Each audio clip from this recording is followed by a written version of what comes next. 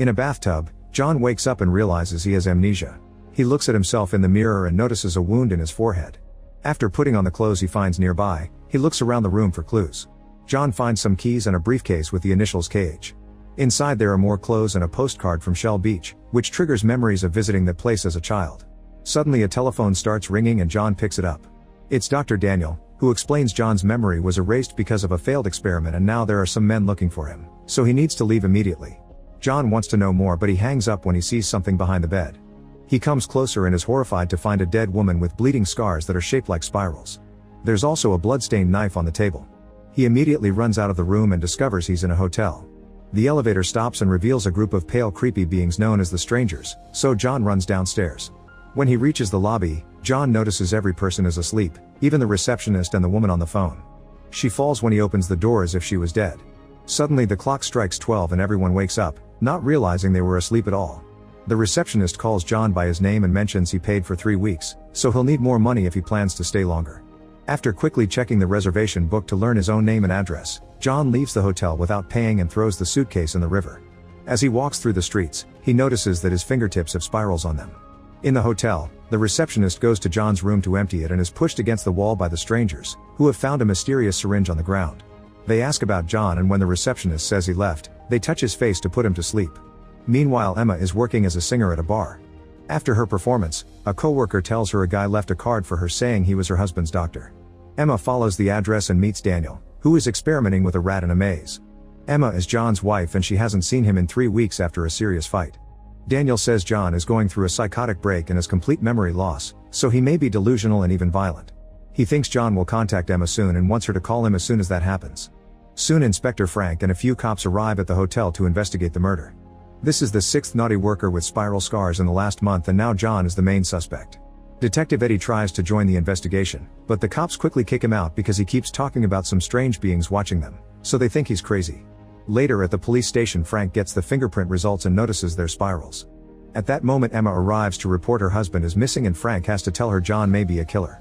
Back to John, he enters a restaurant that looks familiar and the server immediately recognizes him because he forgot his wallet a few days ago. The server puts the wallet behind one of the many food windows, but John doesn't know how to operate them. At that moment 2 officers come in and John gets so desperate that he activates some kind of mind power that breaks the window open. After taking his wallet, he tries to leave the restaurant but he's stopped by the cops. As they ask questions, a woman called May comes in and says he's with her, so the cops let them go. May takes John to her apartment and while she changes, he checks the wallet to discover Emma's picture. He then realizes May is a naughty worker but before he can do anything, he notices she has a daughter and leaves. As he wanders around, he sees a sign promoting Shell Beach, which matches his postcard. He takes a closer look while checking his pockets and finds all the newspaper articles detailing the murders. John falls in shock as he realizes he did it. At that moment the Strangers show up and try to use their hand trick to put him to sleep, but John is immune. Then a stranger takes out a knife and tries to attack, however the wood platform breaks under him and he falls. The other Strangers are also armed and trigger John's power, which breaks more wood. Another stranger falls and gets stuck in some rope that chokes him. The first stranger flies back to the platform and tries using his knife, so John steps out of the way and falls into the hole too. He holds onto the rope and the weight affects the sign's gears, which causes part of it to fall and cut the stranger's head open. The resulting noise makes the last stranger feel unbearable pain. When John climbs back up, he sees a gooey creature come out of the dead stranger and the noises it makes as it dies blow up the lights.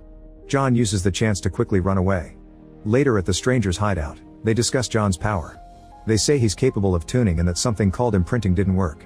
Daniel hasn't called them with any news, so they decide to search for John themselves. At home, Emma comes out of the shower and is shocked to find John waiting at the table. He doesn't remember her, he only came to this address because he read it in the hotel book and the keys worked. Emma gives him Daniel's card before explaining John left their place after discovering she was having an affair.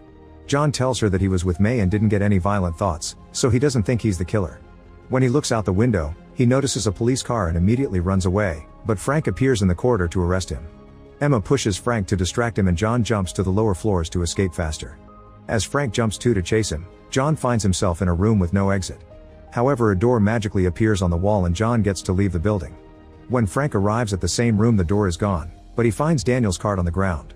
Afterward John takes a cab and notices the driver has a souvenir from Shell Beach, so he asks how to get there. The driver feels confused because he can't remember the beach's location even though he's been there many times. The cab drops John at Daniel's building and he watches Frank trying to interrogate the doctor, but Daniel doesn't give him any information. After Frank leaves, John begins following him. Moments later, Daniel is in the bathhouse when he's approached by a stranger, who shows him the syringe he found in John's room. Daniel explains he tried to imprint John, but he woke up and knocked the syringe off his hand before running away. He assures the stranger that John doesn't have any memories, only glimpses, but the stranger worries because John can tune, which means he has the same power as strangers do. The man decides they won't imprint John and they must catch him for another purpose. While they chat, John is sneaking around and hearing everything. He checks Daniel's suitcase and sees the syringes.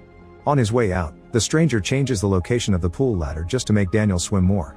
In the meantime, Frank visits Eddie, who keeps drawing spirals on the walls. Eddie went crazy after working on a very strange case, and now he says he spends his days riding the subway in circles. He claims he thinks in circles too and mentions that there's no way out. Memory problems are also part of his issues, not to mention he doesn't think the woman in the house is his real wife and doubts the identity of everyone he knows. When Frank asks about the case, Eddie freaks out, saying there never was a case and it's all a big joke. Moments later, John watches Daniel approach an old building and a door appears for the doctor to come in, but John can't follow him anymore. Inside, the strangers are cataloging different objects and Daniel uses them to create a serum that alters memories. Suddenly the strangers make him float and demand to know why John wasn't asleep in the hotel. Daniel has no idea, but he theorizes John is adapting and evolving. He blames this on the human soul, which is what the strangers are looking for. Since it's about to be midnight, all the strangers gather in the middle of their hideout and wait for their big clock to strike 12. When it happens, every person in the city instantly falls asleep and every machine stops working, including cars and clocks. John is the only one awake and freaks out when he sees the world freeze. He tries to wake the people up but nobody reacts. In the headquarters, the strangers announce it's time to tune and activate a machine that makes dozens of tall structures come out of the ground all over the city. Then John sees the strangers and Daniel come out of the hideout with the bodies of sleeping humans, who are dropped at different buildings and get a serum injection in their foreheads. The building rooms change when these people get the injection, giving them a new life. Some of them get richer, others get a new job. Even the kids are affected by this. When Daniel is done, John catches him on his way out and starts shaking him, demanding an explanation. Since Daniel refuses to answer, John gets angry and accidentally activates his powers, which send Daniel flying. Unimpressed, Daniel tells John he has the tuning, which is the power the strangers use to make the buildings change. He offers to help him control it, but at the moment the strangers come out and John has to run away. In the headquarters, the clock is put away and the city awakens. The people who were injected now believe the memories from the serum have been their real lives all along. As he wakes up, Frank notices there's a spiral in his coffee that looks exactly like John's fingerprint. The following night, Daniel creates a new serum that contains John's memories, which should allow them to track his movements. Mr. Hand volunteers as a test subject, so he's tied up to a device before Daniel injects him. Hand's body squirms as his brain is overwhelmed with John's memories of his entire life, but he survives the experience and is ready to hunt. Afterward, they float through the city and break into May's house to ask her about John, taking out a knife to make her talk. Meanwhile, John reads the back of the postcard and notices is signed by someone called Carl Harris, whose name matches the initials on the suitcase. He looks for the name in the yellow pages and finds an address, so he gets directions from a newspaper stand and takes the subway. During the trip, he finds Shell Beach on the subway map and immediately changes lines to go there instead. However, no matter what subway he takes, he can't find a way to reach the outer stations. Eddie is nearby and hears John talk to a guard, so he points out there's no way to leave the city, which he knows because he's already tried. He explains he used to be a cop, but the strangers like swapping memories and professions among people, yet they aren't aware of this. Eddie remembers because he woke up in the middle of the process just like John did, and now he announces he's found a way out. John watches in shock how a train finishes the poor man. Moments later, the strangers follow John's tracks to Emma's home. Mr. Hand finds her watching the river and they have a philosophical conversation about memories making humans who they are. After getting more visions of John's life with Emma, Hand leaves. Remembering John's story, Emma goes to May's apartment, where she finds her dead with spiral scars. She's about to run away when she's suddenly caught by Frank, who now suspects her as well. Then they find May's daughter hiding under the bed and a drawing representing the stranger's arrival. Eventually, John finds Carl's address, which is an aquarium. Nobody comes out when he yells, so he breaks the front window to go inside. He enters a dark room and is threatened by Carl, who puts down his weapon as soon as he recognizes John. Carl is John's uncle and has many pictures of his childhood, including his hometown Shell Beach. John's family died when the house burned down and Carl doesn't remember how to get to that place. John notices the pictures are bright and realizes the sun has never risen in this city, it's always dark. One of the pictures shows that John burnt his arm in the fire, but he doesn't have a scar now, which means everything is a lie. He still agrees to spend the night in his old room and finds a journal he wrote as a kid about Shell Beach, but it's empty. At the same time, Carl secretly calls Emma to tell her where her husband is, but John overhears him and escapes through the window. Emma passes the information to Frank and they leave together to look for him. unaware that Hand is following them. At that moment clocks strike 12 and everyone falls asleep. The strangers find John and begin transforming the stairs he's on to try to stop him. John keeps on running anyway, reaching the roof and jumping from building to building as the city transforms around him. Suddenly Mr. Hand blocks his way and tries to attack, but John punches him to knock him down and steals his knife. John threatens Hand to make him talk and learns that the strangers have built this city using people's stolen memories from a variety of time periods. Every night they refine it to learn what makes people human since the strangers want to be like them. Then Hand begins teasing John with his memories before revealing that the strangers are the gooey creatures that John saw the other night, and they use dead human bodies as their vessels. He tries to choke John, but at that moment the roof transforms and throws them both off. John manages to hold on to a balcony and sees more strangers coming after him, not to mention there's a building coming closer.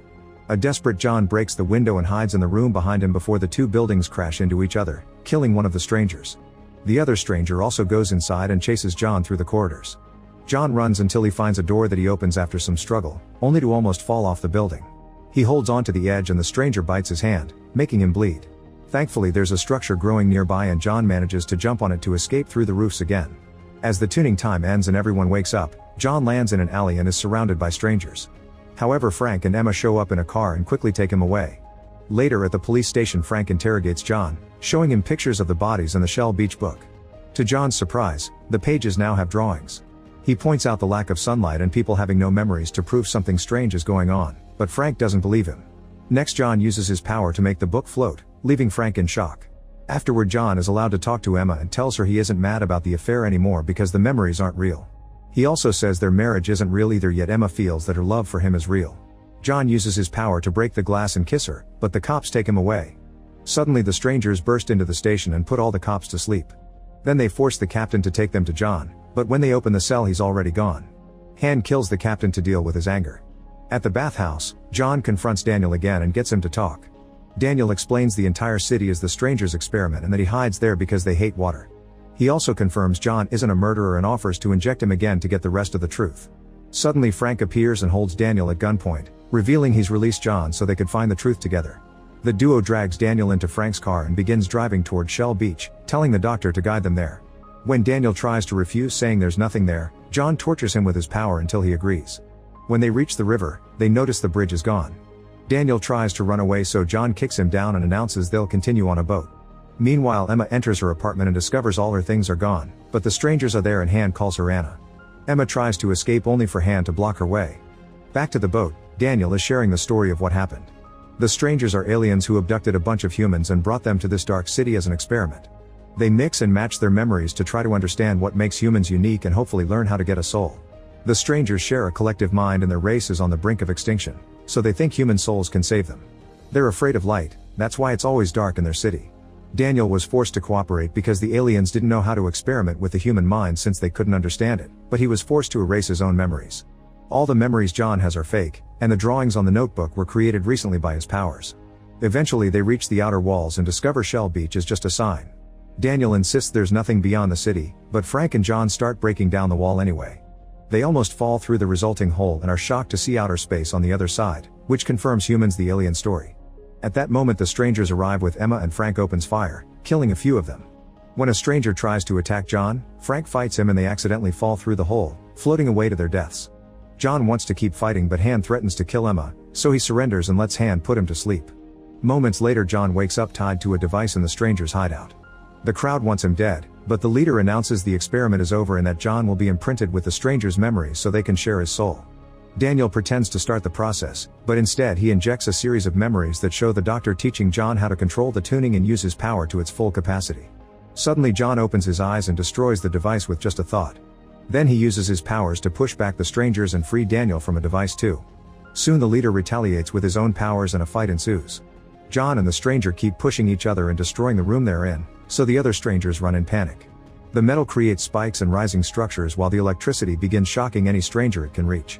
John's and the leader's powers crash in the middle of the room, causing the whole building to shake and begin to crumble. Strangers keep falling to their deaths or are crushed by the debris. When the roof and walls break, the strangers start floating into space too. Eventually the powers burst into a beam of light and the city above them starts to crumble as well. Daniel manages to escape as the giant clock emerges from the ground and John floats toward the sky. The leader does the same and throws a knife at John, who stops it with his power and throws it back. It stabs the leader and sends it flying into a water tank that explodes. The alien comes out from the dead body and dissolves in the air. Afterward, John asks about Emma and Daniel explains she doesn't exist anymore because she was given new memories during the last tuning. The memory factory has been destroyed, so they can't bring her back either. John then uses his power to expel the water out of the city and creates an ocean around it. He also begins rebuilding the city as he announces he's going to Shell Beach. Meanwhile, Emma wakes up as Anna, an employee at the local theater. When her shift is over, she takes the bus to Shell Beach too. At the same time, John is approached by Hand, but he ignores him and creates a shore near the ocean before making the sun rise. As the light burns Hand, John goes to the bridge on the shore and reunites with Emma.